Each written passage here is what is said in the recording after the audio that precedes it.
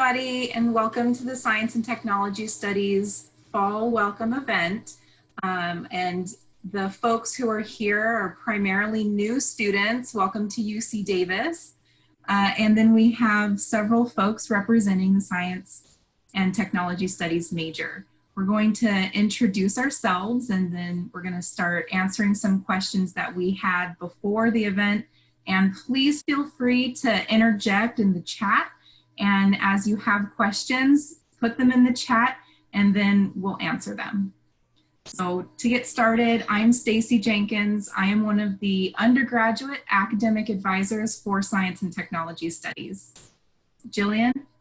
I'm Jillian. I'm also one of the staff advisors for this cluster, including Science and Technology Studies majors. Alyssa? Hi everyone, my name is Alyssa Magorian. I'm an undergraduate advisor in the Yellow Cluster and for STS. Hi everybody, my name is Rachel Hale and I'm another undergraduate advisor for STS. All right, so then we have folks in STS who are primarily going to be responding to questions. And for you all, I would like you to introduce yourselves, your role in the major, if you're a student, if you're faculty, and then why are you in STS? What drew you to the major or the field? So we'll start with Isabella. Hi, I'm Isabella Sanchez. I'm a fourth year student in the STS major, and I also have a communications minor in the works, obviously, because I'm not graduated yet.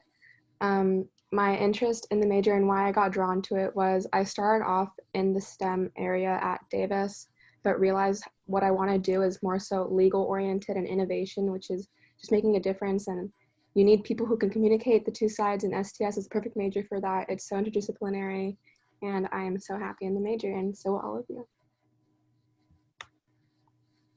Thanks. And Hippolito? All right, hello everybody. My name is Hippolito Saros. I'm also a fourth year in the STS program doing an emphasis in data and media technologies. I'm doing some minors in technology management and in global and international studies. And I was really drawn into STS because I was originally, like Isabella, in STEM, a biosci major, and as much as I love the sciences, I knew I didn't want to be in the white coat, but I did want to be involved in that knowledge process. And STS, like Isabella said, you really need that middleman that conveys that information to the both. And STS really examines how science affects our real world. So again, like I didn't want to see science on a microscopic level, like STEM majors. I wanted to see it on a broader level and how it impacts our real world. And loving it, by the way, loving it. Yeah. And finally, Melbourne. Hi everyone, I'm Colin Milburn. I'm a professor of Science and Technology Studies, and I'm also the director of the STS program here at UC Davis. And I got into STS when I was an undergraduate student because I was very interested to study molecular biology and physics. I also wanted to study history and literature. And I discovered the field of STS that allows you to bring all these different areas together and put them into conversation with each other to understand how science changes, how politics and economics affect science, and also the relationships between science and other cultural domains. So today I get to study all these things every day, and my own research really focuses on the intersections between the history of science and popular culture. In particular, I focus very much on the impact that science fiction has had on the development of science and technology, science fiction literature, science fiction films and video games. I've written some books on the development of nanotechnology and the way that science fiction helped to set the research agendas for that field. And I also now teach classes on these topics, the history of science writing, the connections between science fiction and science, the history of biology, the history of physics, and all of their various cultural ramifications. So it's a field that I am tremendously passionate about, and I love my job. I love the students I work with and the colleagues and staff here. I think we have a really exciting program, and as the previous panelists have been mentioning, I think it's a field that matters a lot in the world. So I'm very happy to welcome all of you to UC Davis and to the STS program. Thank you. So I would like our student panelists to answer the question, what is it like majoring in STS? So if you can build on some of the things you already shared, that'd be great. So majoring in STS, honestly, like as Professor Milburn said, and also Hipólito, it's a major that isn't just one thing. And if you are interested in sciences, STEM, this major will give you that, but also gives you all the other flavors of like college that make colleges a great experience to have. So you get the arts and humanities, you get the like studies and such as that, you get history. So for example, with me, I'm on the law and innovation track. And with that, I was able to realize that I'm really interested in public health policy and environmental law. And in the STS major, you take 2 per division science courses. So I focused on environmental science and policy courses. And through that, I took an environmental law course. Amazing course if you guys are interested in legal and environment. And from there, I'm actually able to realize I really want to go to law school and I really want to pursue policy-oriented fields. So I think majoring in STS is a door that may seem unknown, but with an unknown door are so many cool possibilities that you probably didn't even know in high school. Like back in high school, I would never think that this policy and law was something I ever wanted to pursue. But because of STS, I was able to experience that. And I'm so grateful for that because what I want to do, like Hipólito said, like you don't want to be the man in the white coat. That's not what we want to do. We want to be someone that is the in-between and can do all of that at once and be successful at it. And that's what STS, I think, offers, and that's what majoring in it gives you. Yeah, to kind of build off that, so being a student in the STS program, it's very interactive and it's not broad enough to the point where you're unsure where you're headed, but it's broad enough to the point where you're informed and have knowledge of almost all areas impacted by sciences, whether that be, legal areas, policy, health, pre-med, the list goes on. The content that you're learning in STS, it's clear and it's adaptable to many areas of interest. You could basically apply what you learn in almost any field of your professional life. All right, so I wanted to address some questions students have had about remote instruction. So someone asked, should I be preparing somehow for virtual classes? And if so, how?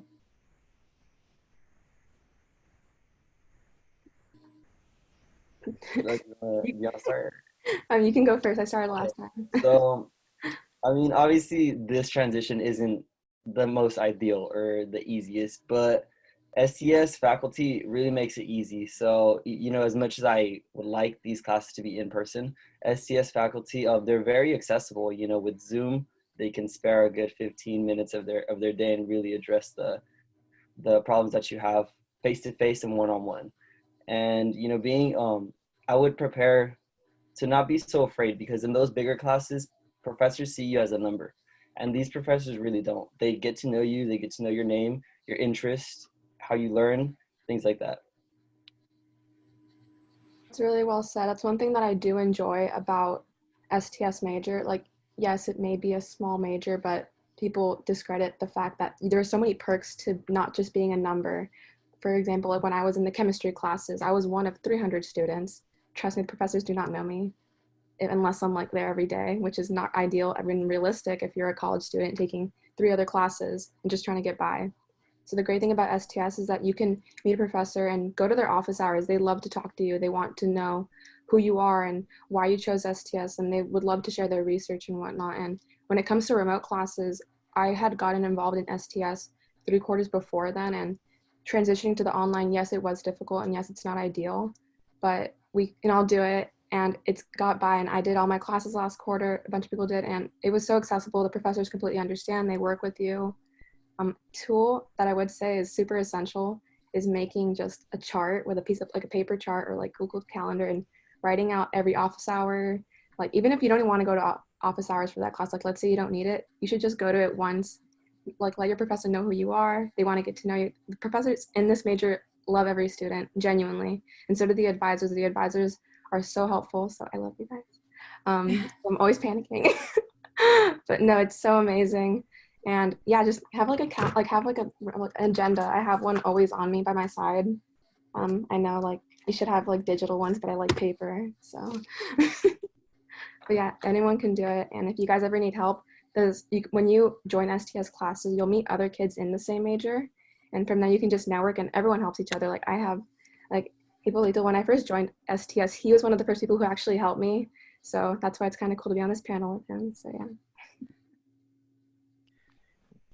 The shift to remote instruction as an effect of the COVID-19 pandemic, I think has been really, really challenging for everyone. But it's been quite inspiring, I think, to see our university community come together and try to figure out ways of managing and getting along and trying to keep the high quality of the university experience going, even despite the limitations. As you see, the technological limitations are tremendous. I've here had just even this meeting, my internet connection at home has conked out and I've had to switch over to my mobile phone on the fly here. So that's why I've probably appeared in a different location on your screen. I think this is just an example of the kind of thing that, yeah, we are all experiencing during remote instruction. There are going to be some hiccups. It's not an ideal situation, but we're trying to manage through the best we can and to give the students as high quality of an educational experience as we possibly can and be as tremendously flexible and understanding as we can be, and also, hope to just recognize that we're all in this together. And I think we can come out the other side of the pandemic better people and fully educated from our experiences in many different registers, but also acknowledging that it's a challenge, but one that I think maybe will bring us closer together in the end, I hope. All right, the next question is, how did you decide on the degree path that you wanted to take? So we touched on this earlier, but I obviously came as an engineering student, and engineering was something that I chose in high school because, I did rocketry and I did robotics and I started those clubs with my friends and it was great and I loved it. But I think one thing I overlooked was, yes, I liked the classes and whatnot, but what I really enjoyed was being the person to start all of that and just communicate that. And because I went to an all girls, more liberal arts school, so we were huge in like the dramas and like we were amazing and like all of that sense, and like I loved all that, and I also loved the sciences. So when I got to Davis and doing the engineering major, it is very, very strict curriculum, basically all math, and I came to find out that math was not making me as happy as I wanted to be. And so from there I did some exploring, and with that exploring I came across STS that made me realize what I missed in high school and made me realize like why I wanted to pursue STEM so bad. And it was because just being involved and having like the humanities side and knowing the history behind sciences and just how it influences society. And that's kind of how I got decided on that degree path. So I inquired, and I was inquiring with some professors in the department, and Janelle actually, because I've known her since freshman year, and she was also on the same boat as me. I met her at engineering orientation. And Janelle, by the way, everyone, she is someone who is really great in the major. So if you get to know her, you'll love her. She's my housemate. So great community you make. You'll find housemates through the major. But upon that degree path, just getting to network and everything, I realized STS is the perfect major if you are someone who enjoys STEM, but don't want to limit yourself simply to the calculations and doing the labs. You're someone who wants to be out there realizing what it does in society, what it does in other majors, what it does in other fields, and what it can do for like different types of people depending on their own backgrounds. And that's what's great about STS, and that's why I am so excited to be in the major and still pursuing it. Cool. So again, so I was originally a biosci student, and again, like as much as I love the sciences, I wanted to see how it impacted our real world rather than just like the microscopic level. Again, I didn't want to be in the white coat, but I did want to be involved in that whole knowledge process. And someone who has like a broad area of interest from the sciences to law to policy, economics, there's obviously you can't major in it all. And I was getting that kind of panic second, third years, telling myself that, as a pre-med student, biosci student, I had to go into pre-med. But, I didn't want that. I wanted to apply the skills that I learned throughout this major in many fields of interest. So when speaking to even like biosci counselors, they weren't as warming and welcoming as, STS majors. They see you as a number. Here they see you as the person. So that's kind of how I built my road to finding this major. Doing a little bit of research, I saw how broad and how applicable, you know, you could go with this major. So that's kind of what led me to this major. I could say a little something about my specific experience back in the day. So I had been a molecular biologist, and I actually got a job working in a laboratory that was one of the labs doing the Human Genome Project back in the 1990s. This was the Stanford Genome Laboratory. And so I spent many hours of each day pipetting at a bench and looking at very small vials of fluid and trying to map the location of genes to human chromosomes, all of which I found tremendously fascinating. But in the time I spent there, the more and more time that I was at the bench, the more I was actually interested in the politics of the Human Genome Project, or the ethical questions that were being raised, the financial stakes of various companies that were starting to emerge in the era of biotech and genetic engineering, that were becoming very interested by what it would mean to have a complete map of the human genome. All of these questions were occupying me while I was trying to do the laboratory research every day. And I realized that my interest in the science, although at some level very acutely focused when I was in the lab, was actually often much more directed outwards towards the broader context of science. And so that's where the field of science and technology studies really allowed me to thrive once I discovered it. And I moved very much in that direction ever since. Thank you. So this next question is about specific courses in STS. So what classes do you think are crucial for the major, and which classes have helped you the most in the major? And can I take them as a new freshman or new transfer student? Okay, so the first few classes that I took, one was Science on Trial with Professor Convias. I can't remember the CRN code, but that class alone, it blew my mind, you know, because again, STS is very broad: science, policy, legal, all that stuff. That class really showed you how science impacted all aspects of our life, from reproductive rights to privacy rights, to the way evidence is admitted in the court of law, to patents, to copyrights. You know, it's so broad. So that class really encouraged me and reaffirmed the idea that, or the fact that this major was one for me. Those, and that one you can take as a freshman. STS 32 with Dumit, also a great class. It talks about the roles that pharmaceutical companies have in our society. And STS 115 and 112, those are coding classes. I really want to learn how to code. So Professor Poirier and Professor Merchant, they taught us how to code using R, data visualizations, data scraping, things like that. So those are the four for me. And I haven't taken any classes with Professor Milburn, but I do hope to. So a class that you guys, if you are in the STS major and should take as soon as possible, is STS 1. That's Intro to Science Studies. And that when I took that was last fall. So that was with Professor Poirier, and it was an amazing class. That was really my first academic dive into STS. And from there, I fell in love. The material, they present to you different fields. So they have like, sometimes you focus on more like historical events, and then sometimes you focus more on like on medical things that have occurred in like a society, whether that be in the States, and how it's affected actually internationally. So you get a good scope of what the STS major will present to you in that class, and it's so well taught, so interesting. I loved that class. So, and you can take it because it's not an upper division. So upper divisions are, I'm pretty sure the orientation leader already told you guys this, but it's anything over 100, I believe. Yes, those are upper divisions.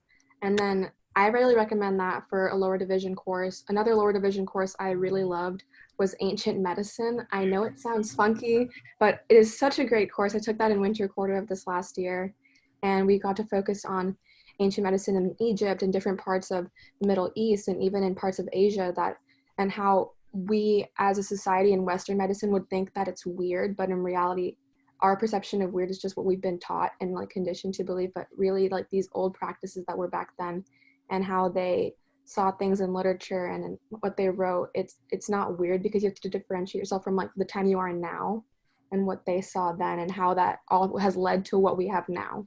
So I know that sounds super like meta or whatever, but it's a great class. Recommend it 100%. And then when it comes to upper divisions that I've taken a lot with Professor Merchant. I've noticed I have a trend with her. I really love her classes. The first class I took with Professor Merchant was Health and MedTech, and that's STS 122. She's an amazing professor. Chef kiss, I love her. And then I actually took her again in spring quarter, and it's called STS 150. It's Gender and Science, and the literature that she allows you to read and how she allows you to collaborate within your group with your class, and how you get to make groups and you get to discuss how each person viewed the literature. So one book that I'm forgetting the name of the book, but what it was about how birth control in the US, when it was being tested, it was not tested in the US, it was tested in Puerto Rico, and it shows how Western medicine has affected other countries and whatnot, which is something that I didn't know before. And I think that's why STS is such a great major, because what we've been taught in high school and everything is not necessarily as what it seems. And then from there, you're able to inspire yourself and change what you want to change and just have more knowledge as a whole. But yeah, and Professor Milpin, I have yet to take a class with him, but hopefully my last year, so it's our last year in Hippolyta, so hopefully we get a class in. Yeah, thanks. Just to echo some things that have been said, the STS 1 class is designed as the kind of intro gateway class. It's offered every fall as a intro for new majors, as well as people from outside the major to get a taste of what the class is like. It's not required to take that class before you take other classes, although it certainly does help to orient you to the rest of the major. We've also designed that to be followed by the first upper division class, which is called STS 100, Theories and Methods in Science and Technology Studies, which gives some tools for doing more advanced research in the field. Those two courses are kind of the core courses, and then everything else kind of builds around those two methods and conceptually focused courses. But I would just emphasize that we've also made the major quite flexible given the topics of the course, because they are so diverse and reach in so many different directions. We don't expect that people will take the courses in any given order. And in fact, it's quite possible for most of our classes to even take an upper division class early on, even if you haven't necessarily achieved a third or fourth year standing. You can take upper division classes if it's a topic that's of interest to you in STS early on. You might want to have a conversation with the professor first, but we have certainly made it possible to jump directly into upper division classes if you have a strong interest in that topic. And many of our upper division classes are it's common for first year students. For example, I teach an upper division class on the history of science writing. I always have first year students in that class. I teach an upper division class on the history of science fiction, always first year students. So that's something to consider depending on how you organize your schedules around the major. It's very flexible. If it's not possible to take STS 1 and STS 100 early on in your career, make them fit where you can. All right, so this next question is for everybody and including advisors too. So it's about career paths. So can anybody describe for student panelists, what are the career paths that interest you coming out of an STS major? Dr. Milburn, what are some of the things that you see in the field and students exiting the major into the workforce? And advisors, if there's anything else that you can add after that, let's talk about careers.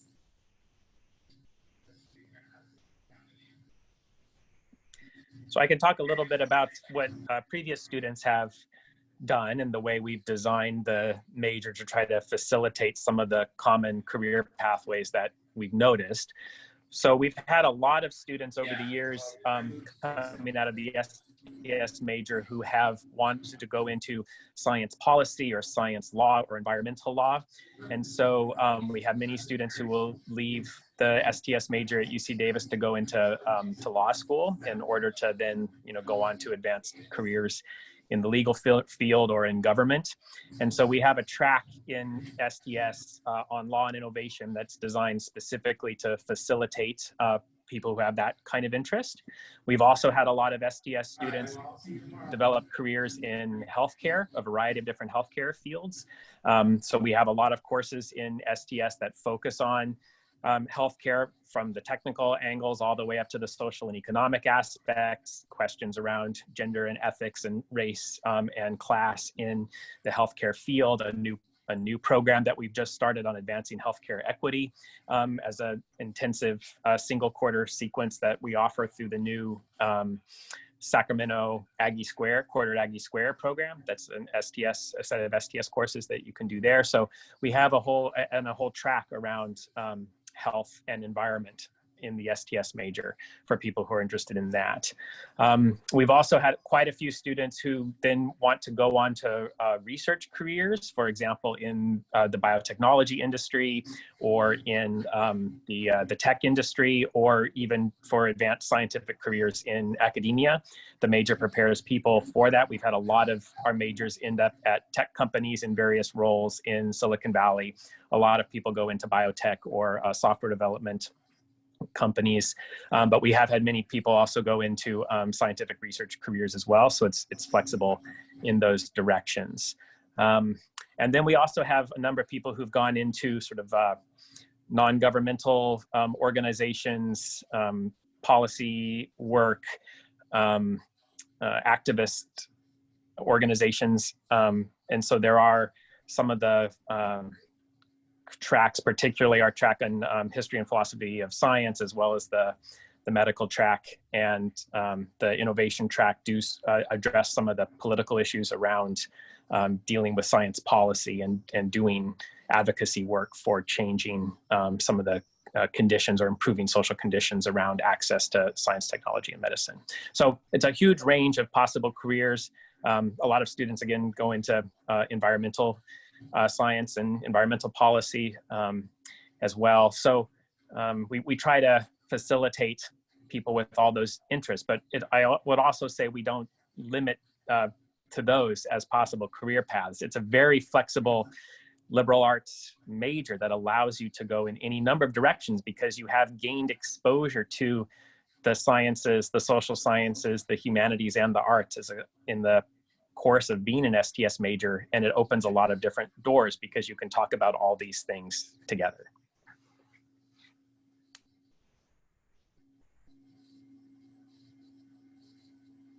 Yeah, I think what Professor Milburn said was really accurate, and it's funny because I'm actually interested in environmental law and like more of the policy track, so that's why I'm on the law and innovation track.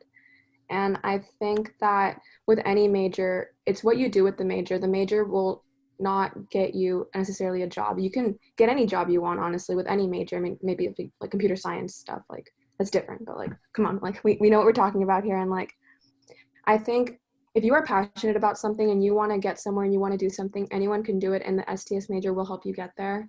And that's why there's 4 tracks. So that's why I'm on the law and innovation track. And through the STS major and just being exposed and also taking classes and taking the upper division science classes and environmental law and policy, I actually interned for a person currently in Congress to help him get reelected. So I worked at his policy intern, and he is an environmental lawyer himself. So he was great. He was a great guidance counselor for me to just really get involved and really do the actual work. And the major itself prepared me so well to have just different mindsets to how to think about policy and what policies would be good for the incumbents in that area, not the incumbents, the people who live in that area, to support the incumbent that's currently in power. That sounds so weird, in power, but yeah, we love politics. Anyway, like for example, my roommate Janelle, she is on the data and media technologies track, and she actually works with Cal Matters. Cal Matters, thank you, Cal Matters, and she wants to be a journalist. She wants to report, and she's so great at that. And the STS major has given her such a great background to think interdisciplinary and think of how different fields and areas connect, and that's perfect for journalism. So her and I are both in the same major. We've taken 2 different, completely different tracks, but we've also taken the same classes. And it's really what you want to do with the major, and that's why we keep on repeating the major will get you where you want to be as long as you apply yourself and just, and if you want to get somewhere, if you're excited and getting to know something, talk to professors know so many people and they can connect you and network you. Same with the advisors literally perfect. They're perfect people to help you just get over the overthinking if you're an overthinker, which is what I am. So yeah, that's me and Janelle. I'm like speaking on behalf of Janelle, guys. So yeah. Yeah, so for career options, the really cool thing about this major is that you really build a path that's for you. So unlike other majors like in STEM, you're on one track, almost like a competition with other students. You all take the same courses, and it gets pretty intense. You know, unlike STS, the faculty is all they know each other. Students know each other. You know, I met Isabella through STS classes, and I don't feel the competition like I felt in other majors. You know, like I was able to build the path that I want based off of my individual interest, and I'm in the data and media technologies track. I actually do want to go to law school, but again, I did really want to learn how to code. It was just an area that I was really interested in. And as far as career options, again, I didn't really know what I wanted to do, but I actually secured a spot in my local city's council. What they're really interested in is how, like science and technology impacts the world and our society. And in the midst of a global pandemic, it's really important to understand what roles play in almost anything, because we're impacted by almost anything. And it's not just the sciences, it's not just the humanities, it's like a web of everything.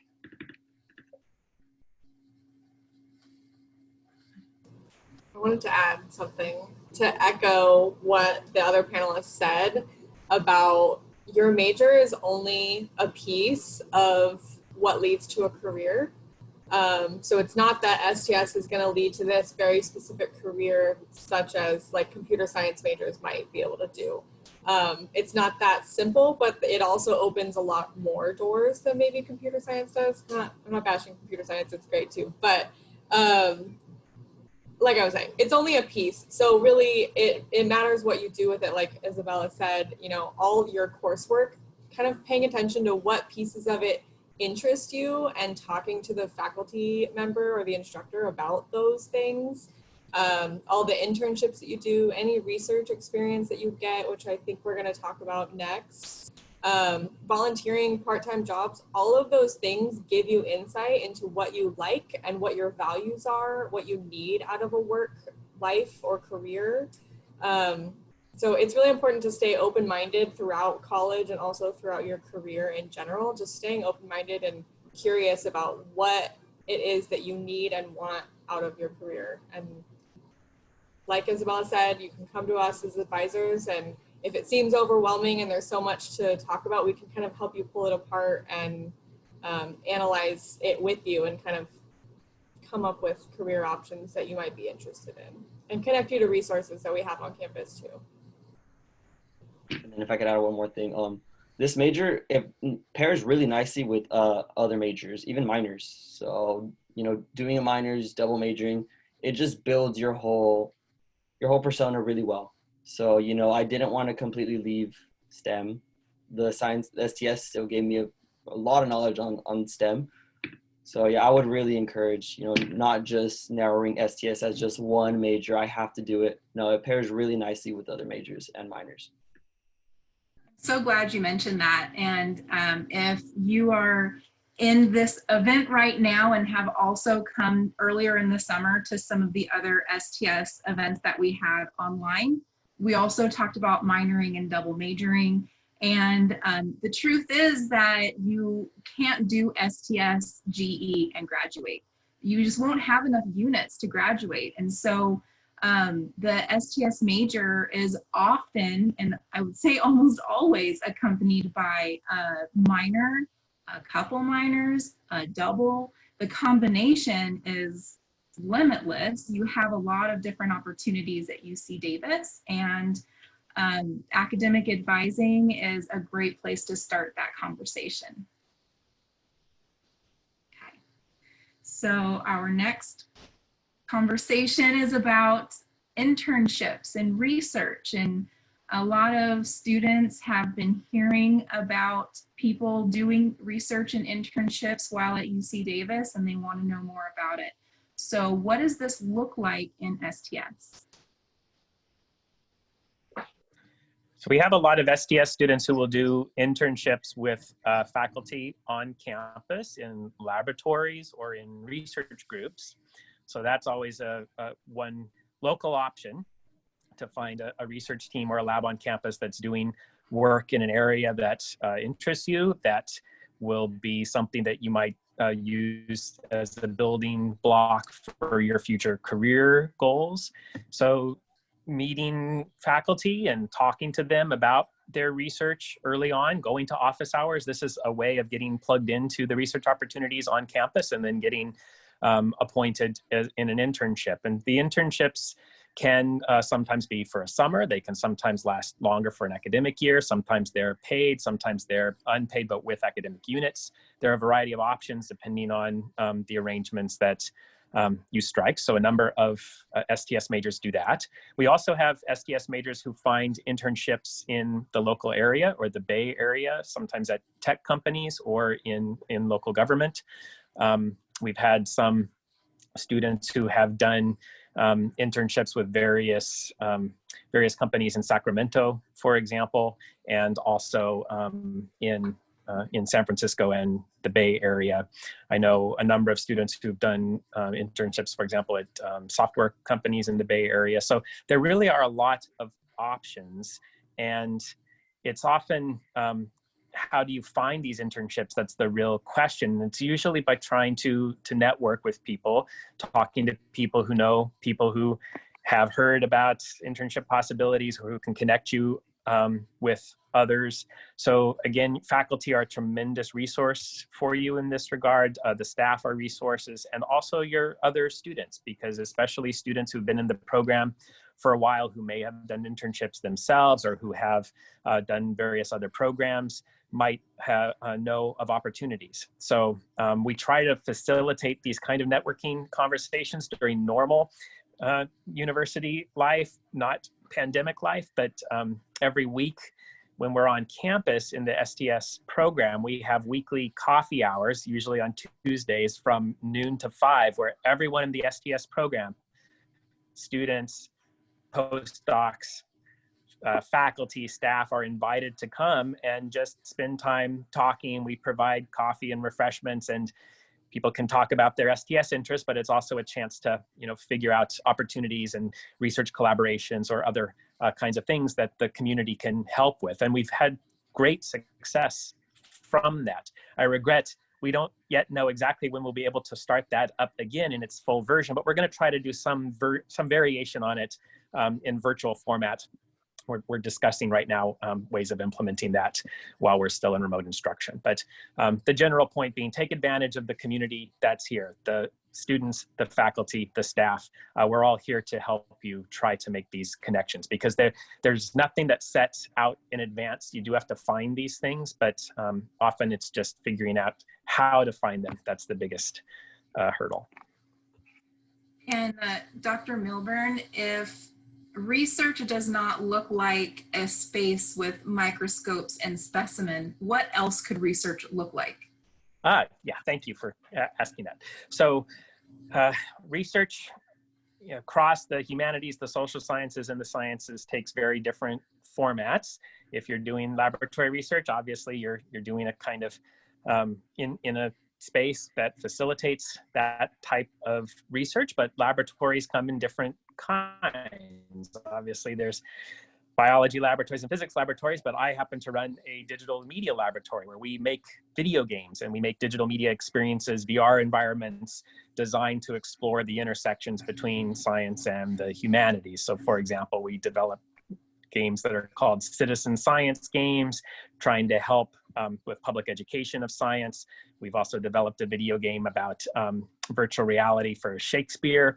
So a variety of things, but basically trying to think about game development for education and for research purposes. That's what my media lab does. And there are other labs on campus that do a variety of practical experimental work like this that aren't necessarily focused on the natural sciences. There's also research that's happening in the social sciences around psychology or sociology. There's research being done in philosophy or literary studies. Lots of different groups on campus and individual faculty will want students to get involved in these projects to help, because the research is better when people work together. So it's often just an issue of finding who's doing the kind of research you're interested in on campus. How do you do this? Well, all of the professors on campus are doing research. So if you want to know what your professor is doing, Google them. You'll quickly find a list of their publications, the books that they've written. You'll see the kind of research that they do. If that, often it's related to the classes that they're teaching. So this is a good clue of people you might want to talk to about potential research opportunities. And then just go visit office hours. If faculty themselves they don't have research internship opportunities at the time, they can often point you to other colleagues who do have opportunities that are in your area of interest. To say it's something very special about UC Davis and research institutions in general. You may have friends that have gone off to other four-year institutions, and maybe research isn't as commonplace at those places. However, I would say that there are many faculty who really depend on undergraduate students to keep their lab running and their research running smoothly. So if you're excited about research opportunities, they are there for you. Anybody else want to add anything about internships and research? Yeah, I'll add something. So the really neat thing about STS is that not a lot of universities offer this type of program. So that's what's really appealing to external internships. So for example, I interned at Yolo County's district attorney's office, and he was very interested on how science and technology impacted the real world, because again, this is a new and emerging, very important field of study. So that alone gives you that advantage, because they're very curious to see the capabilities that you are able to incorporate into their work, and STS does prepare you for that. And for other internships, again, a lot of them are faculty led. You learn about them by going to their office hours. I was able to intern with one of my professors, Professor Condias, where we did digital law and digital patenting, kind of to see how software developed throughout history. Not only that, but other professors, if they're not internships, they're just means of exposure. Professor Lindsay Poirier, she does a data hack night where we just you don't need any type of coding experience, any prior experience, but you just really see how civic data impacts representation and things like that. So internship opportunities are almost endless. So if you're interested in interning in a non-UC Davis organization, the Internship and Career Center on campus, they organize a quarterly internship and career fair. So every single quarter, they invite recruiters from all over the state and beyond the state in order to come and see who at UC Davis is looking for a job or an internship, and if they can hire you. So that's worthwhile to check out as well. So we're coming to the end of the hour, and I wanted to spend our last few moments together opening it up to the Q&A or the chat if you have one final question for us. Otherwise, I'll defer to the panelists to explain some kind of tip that they have for new students. All right.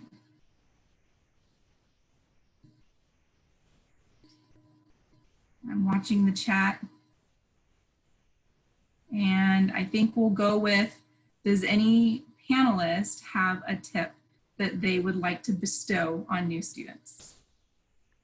I guess something that and obviously to get to UC Davis is a huge accomplishment, and with getting to UC Davis, you probably did well academically. I want to say, don't be afraid to not do well and that's a question, and to fail, because that's one thing that when I got to Davis, me not doing as well in a midterm, I would literally beat myself up for hours on end. But the reality is, it's like, you're not the only student, and like, yes, you can be upset, but don't be upset and not do anything about it.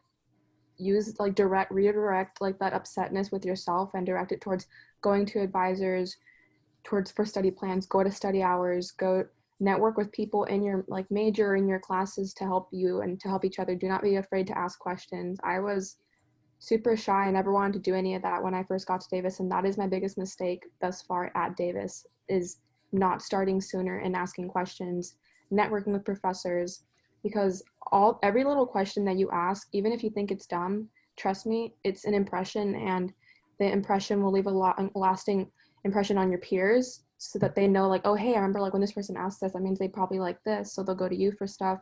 When it comes to professors, if they know that you've asked questions or that you're always willing to get help and do better, you significantly already look way better than how many other undergraduates that are at this campus. So don't be afraid to just put yourself out there, and who cares if someone in the back of the class, if you're like in a bigger class, they're like, oh, why are they asking that question? It doesn't matter, because you are doing your own thing for yourself and your major and your future. So don't let anyone hold you behind. Don't be afraid to fail. Embrace failure. I know that sounds so cheesy and stupid, but honestly, whenever I fail at something now, I'm just like, like, okay, good. Like, now I know what to do better. Like, I took UWP, an upper division writing course this summer during summer session. So it's an accelerated course. And I took legal writing. And if there's anything I should have known was that UWP, I've historically heard, especially the upper division one, is hard. And then legal writing is hard too. So, I knew what I was walking into, and I did good on the first assignments, but my third assignment, I did bad. I got a C, guys, and like, oh my God, a C. And like, I was like, oh my God, I got a C, what the heck? And I was at work when I saw it, and I was so upset. But then I realized, like, you know what? I just need to ask my professor what I did wrong and set up Zoom calls. It's so easy right now, especially with the online format. They'll just give you like an easy 15, 30 minutes they have in their 24-hour day. And they'll be like, oh, let's talk. So then they go over it, and you figure out what you need to do better, and they tell you what you did good. So you're not just beating yourself up saying, I did everything bad. It's like, no, you didn't. There's just things you missed. And that goes for any assignment. And I ended up finishing the class with an A-, and like, and like that assignment was 30% of my grade, and I got a C. So do not be afraid to do bad and to beat yourself up, but know how to pick yourself up and know how to get up and go to the people, ask the questions.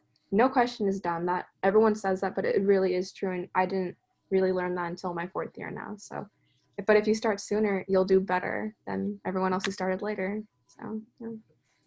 Thank you so much.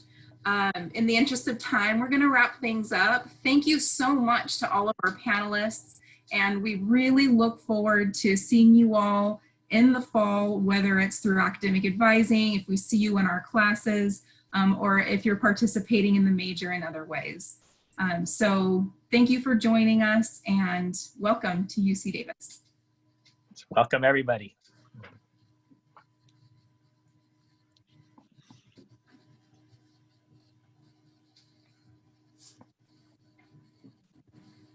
Hi, Cody. Hi. How's it going?